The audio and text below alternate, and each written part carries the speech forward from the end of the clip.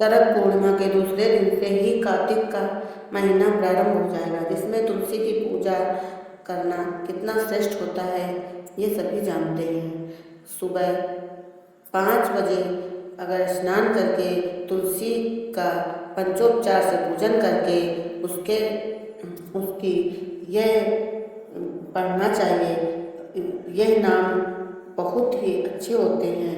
वृंदा वृंदावनी विश्व पूजिता विश्वपावनी पुष्पसारा नंदिनी चा तुलसी कृष्ण जीवनी एतन्नामाष्टकं च स्तोत्रम नामार्थ संयुक्तम या पठेत्तां च सा सम पूज्य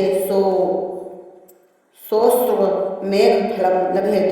अर्थात वृंदा वृंदावनी विश्वपूजिता विश्वपावनी पुष्पसारा नंदिनी तुलसी और कृष्ण जीवनी ये देवी तुलसी के 8 नाम हैं।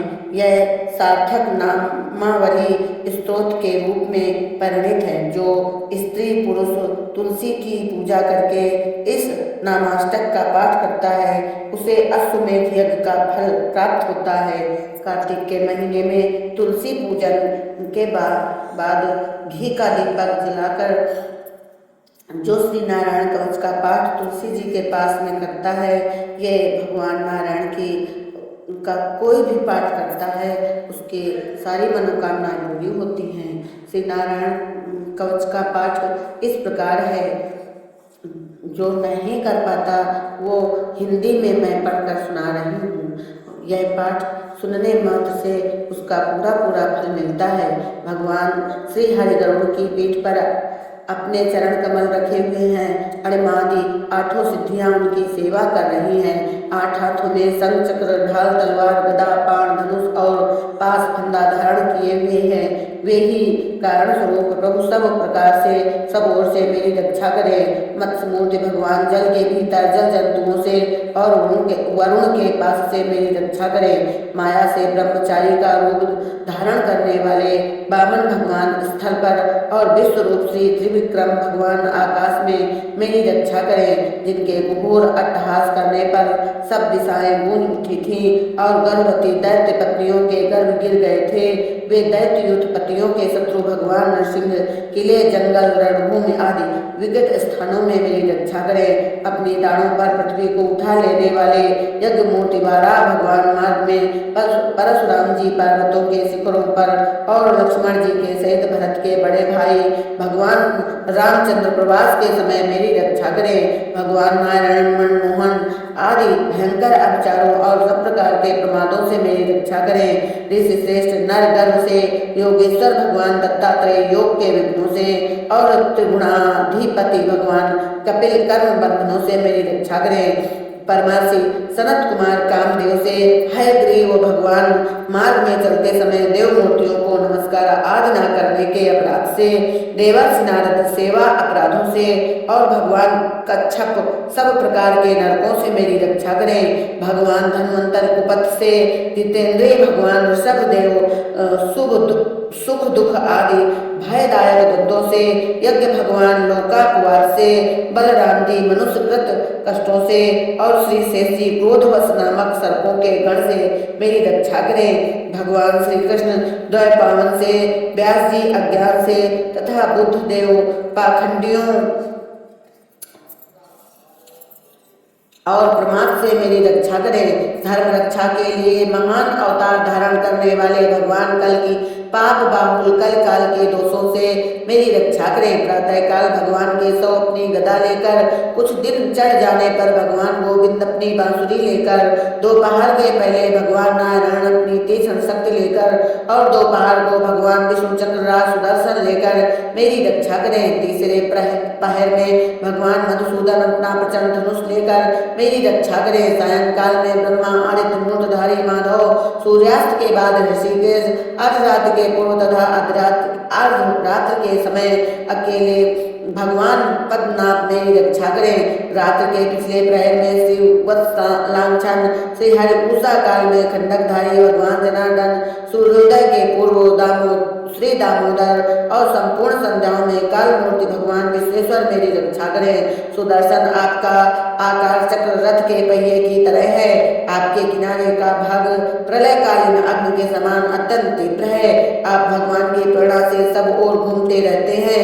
जैसे आग वायु की सहायता से सूखे घास फूस को जला डालती है, वैसे ही आप हमारी शत्रु सेना को शीघ्र से शीघ्र जला दीजिए। कौमोद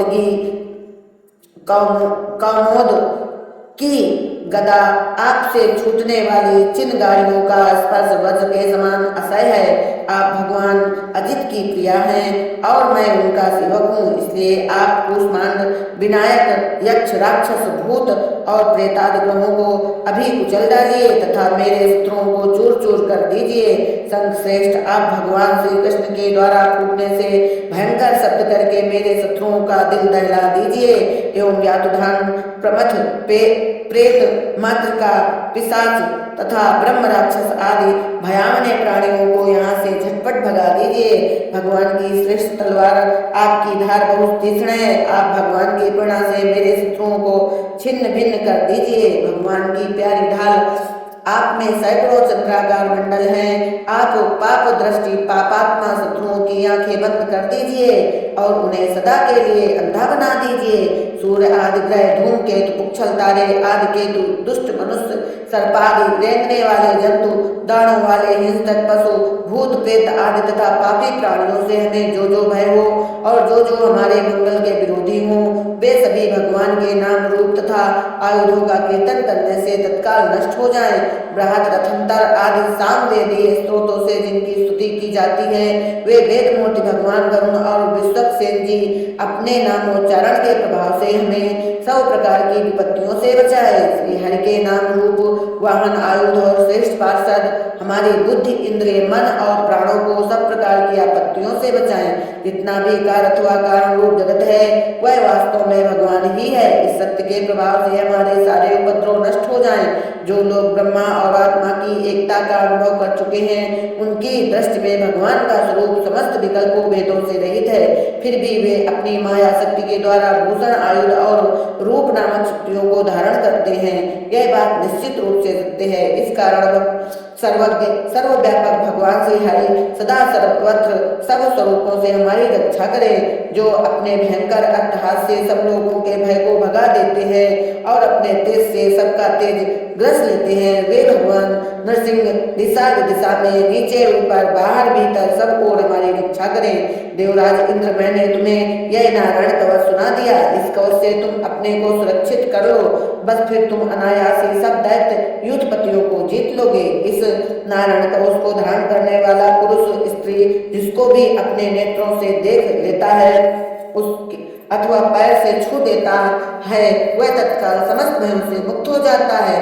जो इस वैष्णवी विद्या को धारण कर लेता है, उसे राजा, डाकू, प्रेत, पिशाच आदि और बाघ आदि हिंसक जीवों से कभी किसी प्रकार का भय नहीं होता।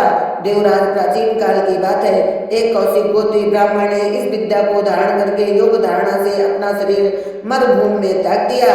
जहाँ उस ब्राह्मण का शरीर पड़ा था, उसके ऊपर से एक दिन गंधर्वराज चित्ररथ अपने स्त्रियों के साथ विमान पर बैठकर निकले। वहां आते हुए नीचे की ओर सिरकिए विमान सहित आकाश से पृथ्वी पर गिर पड़े। इस घटना से उनके आश्चर्य की सीमा न रही। जब उन्हें बालखिल मुनियों ने बताया कि यह नारायण कवच धारण करने का प्रभाव है, तब उन्होंने उस ब्राह्मण देवता की हड्डियों को ले जाकर पूर्ववाहिनी सरस्वती नदी में प्रवाहित कर दिया और फिर स्नान करके वे अपने लोक को गए।